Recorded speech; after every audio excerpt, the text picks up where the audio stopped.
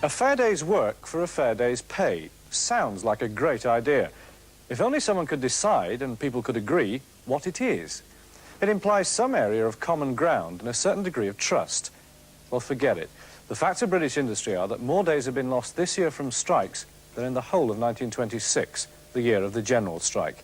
And before you blame the unions, consider what those figures say about British management too. To the country at large, British industry seems in a right old mess. Lack of investment in Britain by major companies over a number of years is one reason why we're buying more and more foreign goods. But unions, which have been saying for years that this would happen, have been pretty reluctant to change themselves. Their attitude to new technology, for instance, than that old bugbear differentials. Of course, it's easy to spot deficiencies. Putting things right is another and a risky business. Tonight, we're looking at the gamble one company is taking by, of all things, trusting its workforce. We'll be looking at a company making domestic appliances, what in the business they call white goods. Dishwashers, tumble dryers, fridges and washing machines.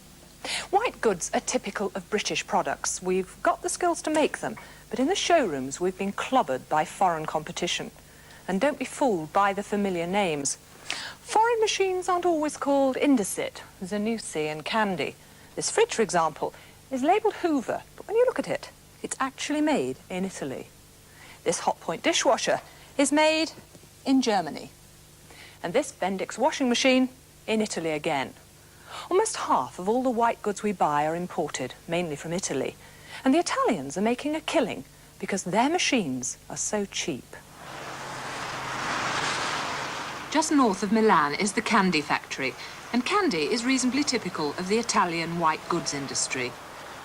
It's producing vast quantities of automatic washing machines, most for export to any one of 54 different countries. Compared with Britain's largest washing machine factory, this produces more machines with only a quarter of the workforce.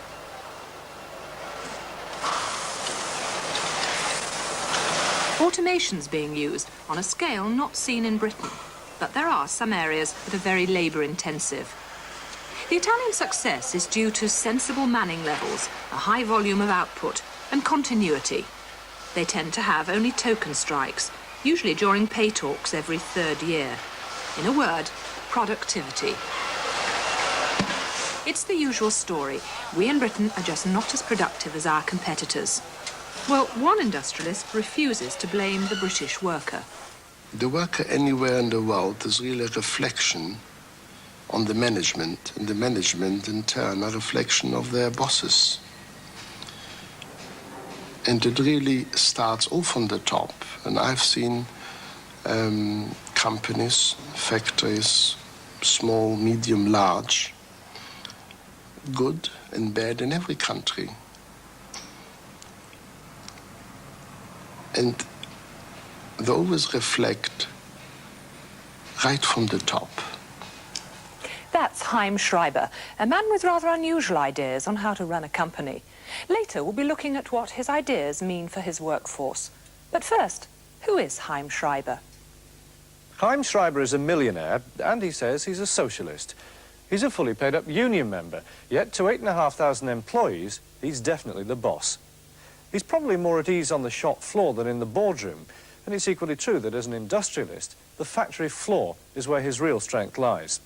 By contradiction, he wears expensive clothes and lives in technological splendour in Hampstead. It might look like a block of flats to you, but to him, it's all one house. There's a domed swimming pool with heated paving stones outside, and inside the kitchen glitters with 2 microwave ovens and every sort of gadget. Schreiber doesn't drink or smoke, and most mornings he walks the 4 miles to his office in central London, although there's always a Rolls available to take him home.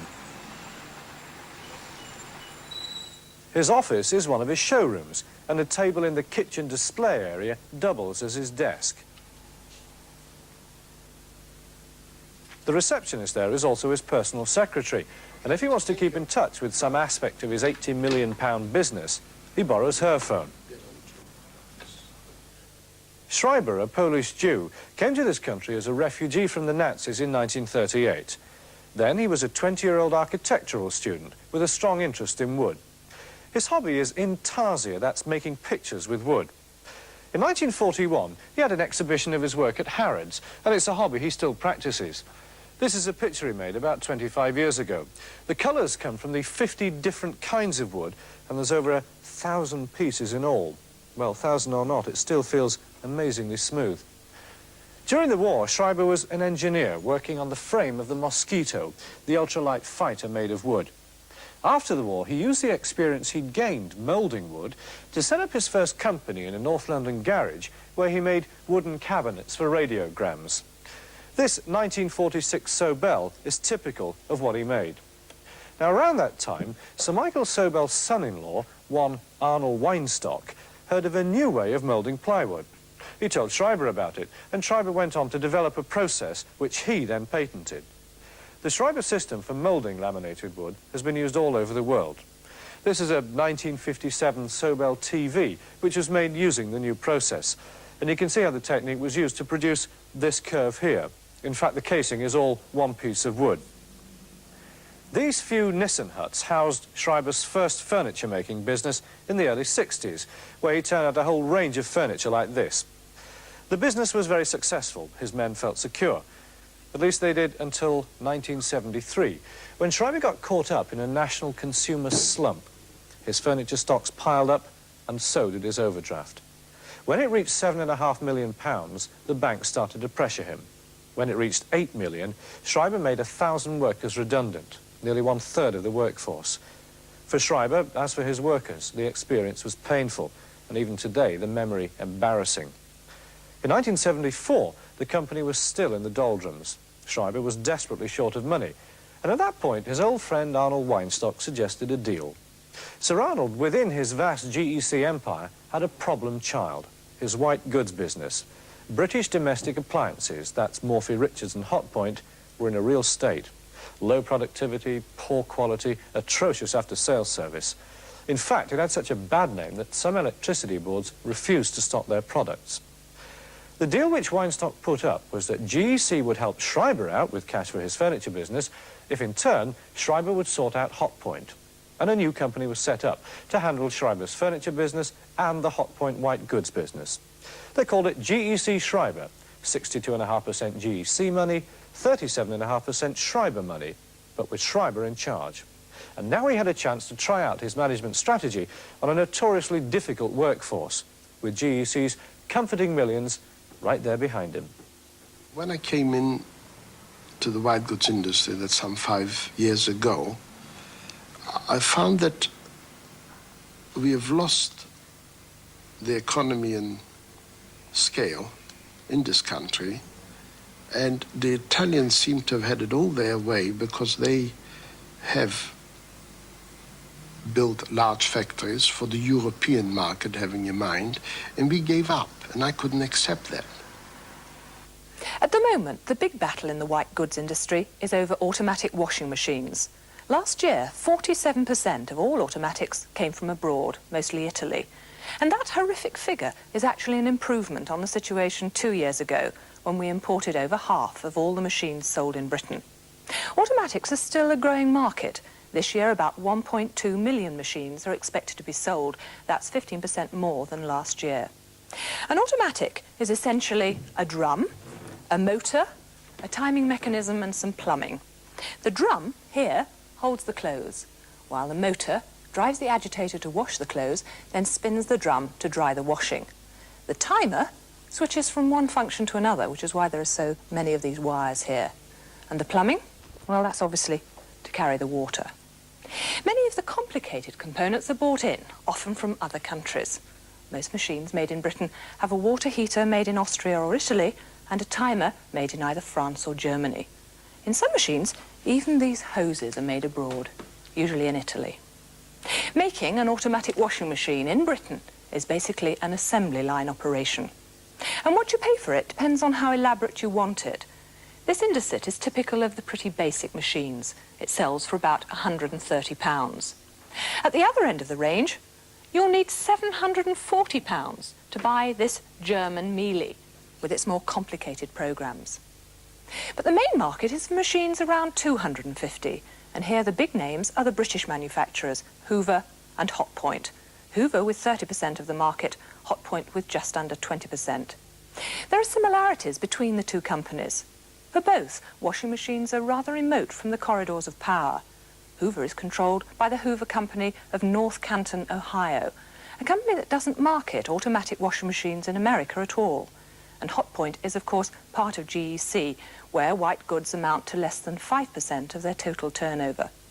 Also, both companies make their machines in Wales, Hoover in South Wales and Hotpoint up in the north. Both factories are by far the biggest employers in their area, but there the similarities end. In the Llandudno area, Hotpoint is a real asset, while the people of Merthyr feel increasingly threatened because of the problems at Hoover. The Hoover factory in Merthyr Tydfil is large and fairly modern. It was purpose-built for washing machines and certainly hasn't suffered from any lack of investment. For example, in the press and welding shop, they've spent over £2 million in the last couple of years on new equipment. The factory is capable of producing 22,000 machines every week, but for most of this year, it's been working at only half cock, due mainly to industrial disputes. Hotpoint is at Llandudno Junction in a factory built 40 years ago as part of the war effort. It was designed to turn out small parts for aircraft, and the result is that it's rather cramped for making washing machines. Here, using virtually every inch of space, just under 2,000 people make around 10,000 washing machines every week. No one would call it an industrial showpiece. And the workforce, well, they've had to cope with a mass of new ideas. The ideas of an outsider, a furniture maker who knew little of the traditions of the engineering industry. And I believe if you start off with the attitude of trusting the people, pay them respect, which is so important, and understanding, then you have a workforce who can, in cooperation with the management, the achievements are unlimited. He came in saying he was going to revolutionise the industry, and I think that immediately put people on their guard anyway. You know, because somebody coming in from a totally alien industry and he wanted to revolutionise our industry. So you couldn't really look at it in that sense. You know, we were immediately suspicious of both his intentions. I must admit, he made me very nervous.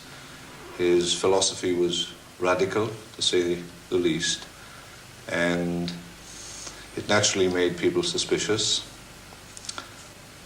There was a lot of conditioning of people to do, and some people, having listened, analysed our thoughts and our views on the philosophy, decided that the guy's either a genius or a madman, and they weren't staying to find out.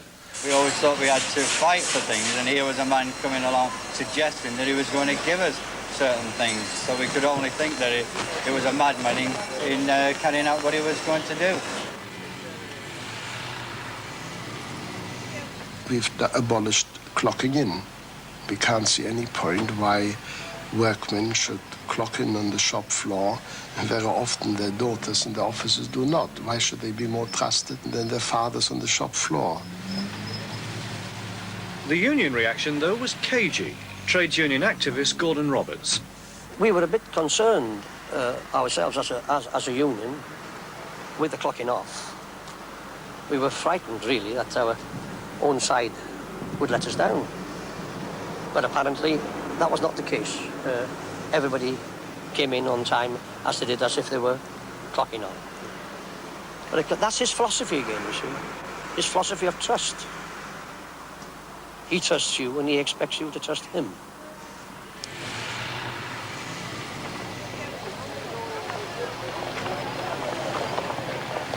It's now just gone 7:30, the start of the day shift.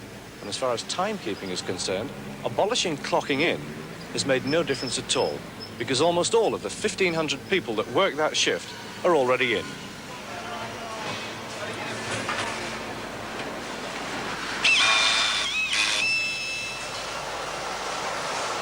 Better productivity was achieved by taking the constraints.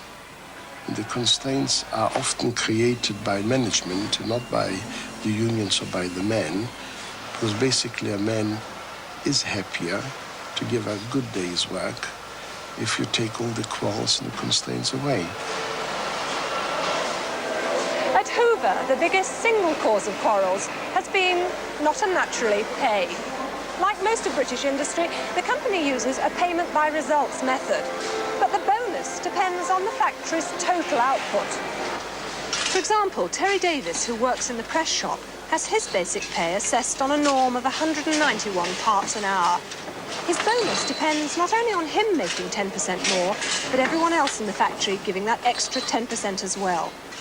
In fact, Terry can easily turn out 300 parts an hour. He often does nothing for the last hour of his shift. For 2 years now, the workers here have complained about having no control over their earnings. Poor work anywhere in the factory affects everyone's take-home pay. And dissatisfaction with this bonus scheme has aggravated all other disputes. For example, 3 times recently, the entire workforce have withdrawn from the bonus scheme to support different disputes with a disastrous effect on productivity. So now, at last, outside consultants have been brought in to find a new incentive scheme, which is expected to be based on piece rates. I found piecework was a tremendous constraint because you're measuring people. It brings a lot of suspicion where new technology, you start arguing about times. It's you get yourself with, instead of working together towards the same aim, the forces are opposite. Piecework, in my experience, has been a bad word in industry for many years, because no matter how slick you are, how professional you are in terms of assessing rates, some people will do more than others. We had more arguments with management through the PBR, the payment by result system, than we do now. Immediately we come away to the flat-rated system, and of course all the aggro of payments and so forth went. So the atmosphere on the floor... So the atmosphere changed, you see. You're more relaxed in as much that, A, you felt that you were more secure, you felt at the end of the week that your money's safe, where prior you could work like hell for 4 days, you had a good rate, or on the 5th day, because your machine had broken down, or you were short of stuff, your money came down. And that was the tragedy of the payment by result system. You had to have vacancies in sections, of course, and if the vacancy was on a good section, well, you were lucky. You were on a good section where you could make a good deal of money without killing yourself. What did you call the good section? The Golden Mile. Yeah. So, I mean, it was hard going for some people and easy for others. Getting rid of piecework means that there are now just 5 grades in the whole of this factory, where once there were more than 20.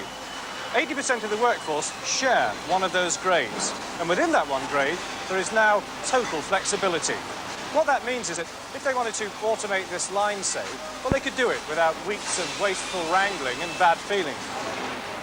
There is simply no restriction to our redeployment of people, whether from an assembly area to an assembly area, or from an assembly area to a press area, or vice versa. And I can't exaggerate the improvement that this has brought in terms of allowing us as management to plan, to honor our commitments to our customers, and to budget accurately. The spin-offs are unquantifiable. But for the worker, the result is quantifiable. He knows exactly how much he'll earn. The main grade, that's 80% of the workforce, is guaranteed £79.13 a week. A skilled man gets £95.63. Every 6 months, there's profit sharing. At the moment, that's 4 days extra pay. On top of that, there's a pay boost during the 4-week annual holiday. This year, they got time and a quarter. Next year, time and a half, and so on, until 1982, when it'll be fixed at double time for holidays. The pay and conditions introduced by Schreiber meant that Hot Point, with 100% union membership, managed to get special dispensation from the recent 2-day engineering union strikes. We believe that the union have got a very important role, and that is to try and get the feeling from their members right across industry, not just from a single factory, because a certain factory may be better conditions, but that's not always reflected by everybody. And I prefer to work with the unions, and the stronger they are, the better, really, the more respect they have from their members. But one must never expect the unions to provide you with better labor relations. That's up to the management, really. They can't really make people do things which the people don't want to. Department 7, 5076 Davis. Was unpaid, leave of absence unpaid for the Monday, and on the Thursday he was sick all night. Another thing we've introduced was we pay if people are unfortunate and away ill, or from even happy circumstances, they've got to have time off. It's done in a discretionary way that both men in management manage the scheme, and this is why I think it works well. No pay. No pay. I fill it down. No pay. No pay. No pay, it says. 6169 Thomas, surgery pass out migraine. It's called a sick committee, and it's certainly Schreiber's oddest innovation. It meets every Wednesday morning, and it alone decides who'll get sick pay and who won't. Every person who lost any time during the previous week is considered by the sick committee. 3 shop floor workers and 3 managers decide who really was sick and who was skiving. And if there's a split vote, the shop steward of the particular department can vote too. So the system is very much weighted towards the workers, again reflecting trust. The chairman alternates between management and shop floor. Today, Keith Jones, a toolmaker, is in the chair. No pay it is. David, what's it like when you just turned down one of your mates? Well, I wouldn't say it's very nice, but what I turn around and tell them is that they can have a go on the sick committee themselves, you know, because that's the way I came to be on the sick committee. I had a dispute, and I told the shop steward, and he says to me, well, if you feel so strongly about it, why don't you have a go on the sick committee? What was your dispute about? Well, my dispute was that I received a BOD, which means the benefit of the doubt, and I disputed that benefit of the doubt, and I was rather annoyed about it. But I've learned since coming on the committee that I was given fair play. If you have a bad record, of course, obviously they don't pay. They don't get paid. Normally it's a bad record is having Mondays or Fridays off, making a long weekend either way. 5264 Baker. No message on the Monday, and on the Tuesday, telephone message car trouble. That's not paid. 5872 Walton. It takes about 2 hours to go through the absence records of an average week, and they pay 4 out of 5 people. Before Schreiber came, absenteeism was over 11%. Now it hovers around 6%. And a good record card is clearly worth having. It's worth an extra 5 days off next year. Pay. Pay. Pay. Pay. Pay. Pay it is. 5620 Carroll. The pass out on the 30th of the 10th. But the sick committee still has its critics. Well, a lot of the stewards feel that some people who are turned down for payment should be paid. That if you are sick, you bring in a sick note, means that you're genuinely sick, and who are you to argue with the doctor's notes, whether they've got a bad record or not. But according to the committee, if they have a bad record, they're very reluctant to pay them the sick pay. Again, the style is very different here. Hoover has been the victim of its own generosity. Sickness benefit was automatic, full pay for all workers whenever they were ill. And with government benefits, many were actually better off not working. This problem came to a head earlier this year, when with a total workforce of 5,000, on an average day, over 600 would be away, and on a bad day, 850. So management cut sick pay to 80% of normal pay, which has helped the situation a little, although absenteeism is still twice as high here as it is at Hot Point. And absenteeism is usually a reflection of low morale. At Hot Point, morale, if it is related to absenteeism, has measurably improved. Job security has played no small part. Security obviously has improved since Mr. Schreiber took over, because we used to have redundancies twice a year. It was very heartbreaking for people coming back after the summer holidays, and the foreman coming around with a handful of little brown envelopes, and everybody worrying who was going to be next. The same thing happened again at Christmas time. This went on regularly for quite a number of years. The redundancy is a failure from the top, and we've got to admit that, because we have failed on the top, at the top, to sell the goods that the people can produce. How can you ask people for higher productivity and to accept all the new technology that is being offered to us without the fear of higher unemployment? The two things are contradictory. We don't enter the word redundancy either. We go along for work sharing rather than make people redundant. And here we have a man that goes along with our thought. He hasn't made anybody redundant, and I don't think he intends. That's not his line of thought at all. It's to provide.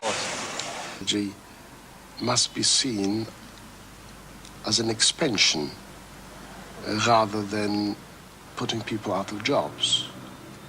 And this is where it really very often misfires, because on one hand, we industrialists are complaining about low productivity by comparison with the Japanese or the Germans, and yet we don't offer security that the higher productivity will not in any way infringe on the security of people, and that is so essential.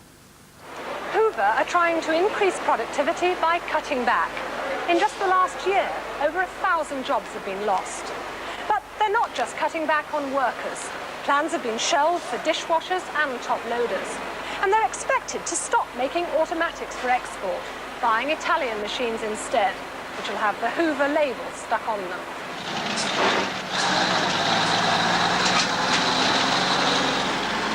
Their transport, they plan to use products. But the biggest cutback is this new factory. Built with £11 million of government money, it will stand idle until Hoover improves productivity. So there are no plans now for expansion, unlike the situation at Hot Point, which is the order of the day. The demolition men are playing the last post for this already crumbling Army Cavalier rill. And in its place, a new Hot Point factory, which in less than 2 years' time will be turning out 7,000 automatic washing machines a week.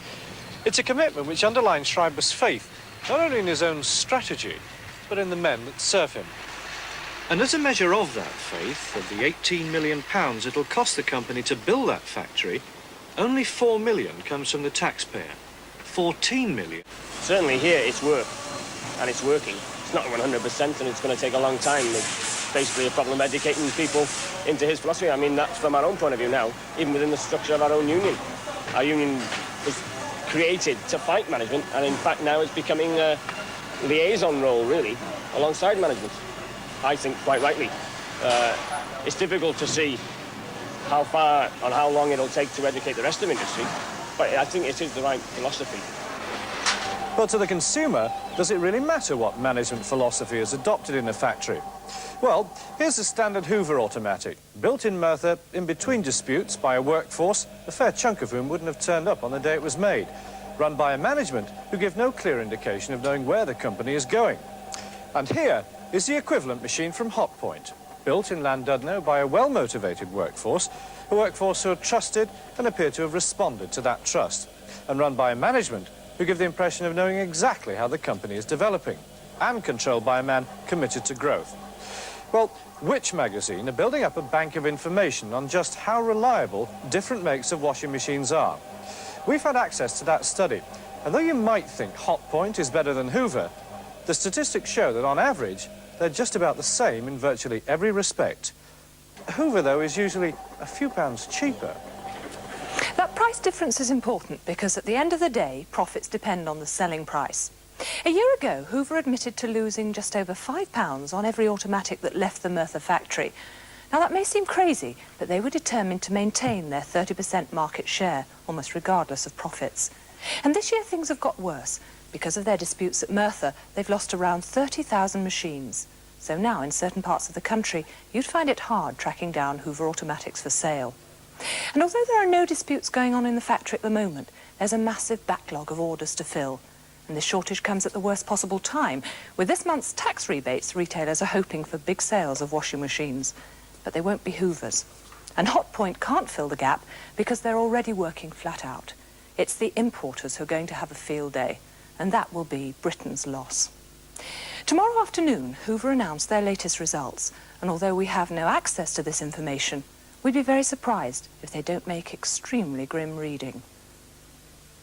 Schreiber's success at Hotpoint raises the question, could his ideas work in the rest of British industry, for instance, British Leyland? Or, as many of his own workforce suggested to us, could they work even at Hotpoint without the man himself to see them through?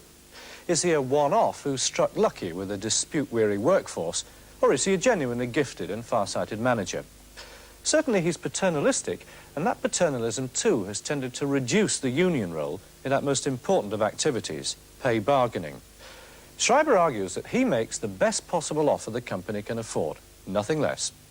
And he reasons that he's entitled to be trusted in making that offer, in the same way as he trusts his workers. Therefore, with minor alterations, there's no negotiation. You take it or leave it. Yet the fact remains, the overwhelming majority of the Hotpoint workforce believes itself considerably better off since he arrived, which is all very well as long as the company keeps growing. But what happens if sales drop? Can Schreiber practically pledge no redundancies in a changing world? This is a risk. But the understanding that Schreiber has built up in his factories must be a better basis for running a company than the confrontation we normally hear about in British industry. I'm working with people now who were recognized to be very militant. So much so that I understand there wasn't 2 or 3 weeks went by without a strike. Now, it's the same people, they're no different people, are now working so much happier and doing so much better a job. And the company is doing so much better.